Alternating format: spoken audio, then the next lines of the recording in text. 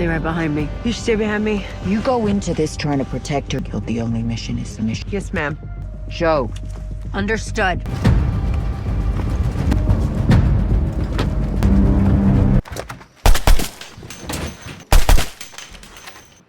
Let's go. Hallway right. Cruz, hold your position.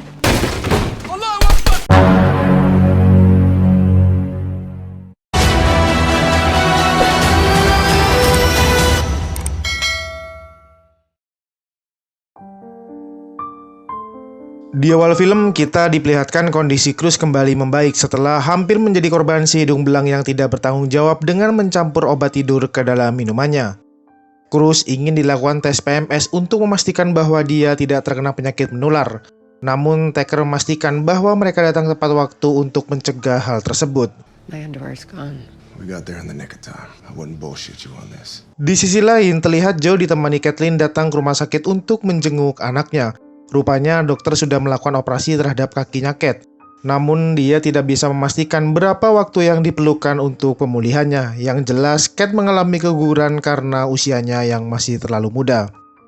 Di sana Kathleen hanya memberi waktu Joe 2 jam untuk bertemu dengan anaknya karena mereka harus segera pergi ke markas CIA. Which is why I'm not asking the question. Don't give up on her, Neil. But when she walks in a room, it still takes my breath. Pretty good reason for sticking around. Tidak ingin menghakimi anaknya yang salah dalam memilih pergaulan, Joe justru merasa bersalah karena dia tidak berhasil menjadi sosok ibu yang baik untuk putri sulungnya ini. Dan Joe tidak bisa menemaninya cukup lama karena dia harus kembali bekerja. Your mom's a soldier.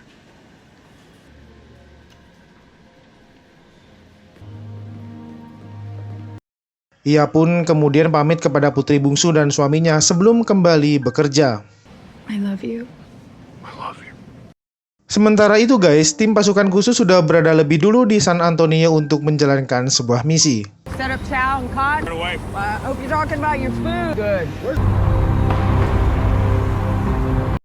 Di markas CIA yang berada di Langley, Kyle dipanggil wakil direktur untuk mempertanggungjawabkan operasi ilegal yang mereka lakukan di perbatasan. Untungnya, Baron sudah memastikan informasi yang diberikan asetnya Kyle itu adalah valid, dan kini mereka akan melakukan misi di San Antonio di bawah pimpinan Kyle untuk menangkap 6 anggota Al-Qaeda. Dalam operasi kali ini, SWAT San Antonio akan memberikan perlindungan. Perintahnya adalah menangkap mereka hidup-hidup. Secara khusus, Baron memberikan teguran keras kepada Joe agar tidak lagi menyebarkan atau meminjamkan lagi timnya tanpa seizin dia.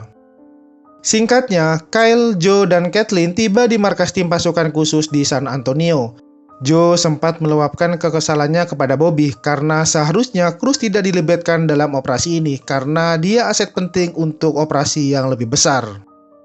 Setelah bernegosiasi, Joe mengizinkannya, namun harus menempatkan Cruz di bagian belakang.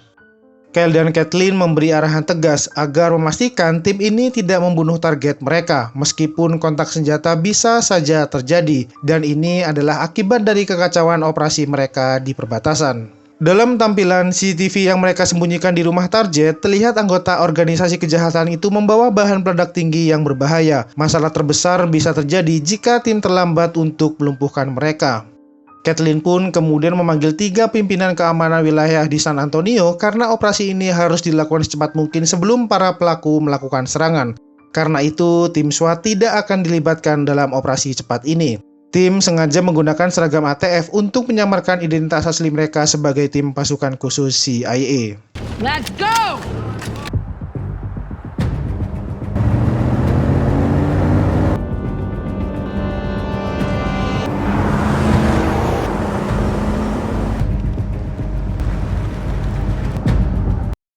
Dari awalnya menangkap hidup-hidup, kini tim mendapatkan lampu hijau untuk melumpuhkan atau menghabisi target.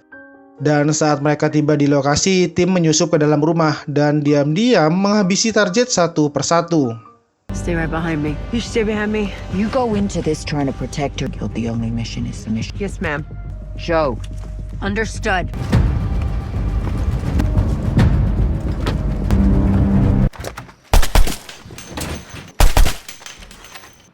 Let's go.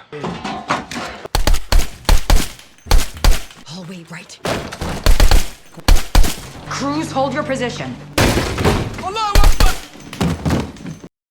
5 target pun berhasil dihabisi dengan mudah karena ternyata pelaku menggunakan rompi berisi bom bunuh diri. Tim pasukan khusus pun keluar dari rumah itu dan tugas selanjutnya diserahkan kepada tim penjinak bahan peledak atau yang sering disingkat tim Jihanda.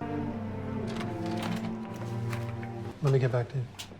Yang menjadi pertanyaan, sebetulnya Errol ini memiliki jabatan apa? Karena suami Kathleen ini paham sekali dengan tugas istrinya.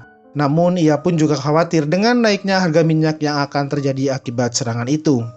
Di sisi lain, Neil juga terlihat sedikit kesal karena istrinya ini seakan bekerja sebagai pembunuh bayaran. Did ISIS come to Baltimore, Joe, or am I married to a fucking hitman now?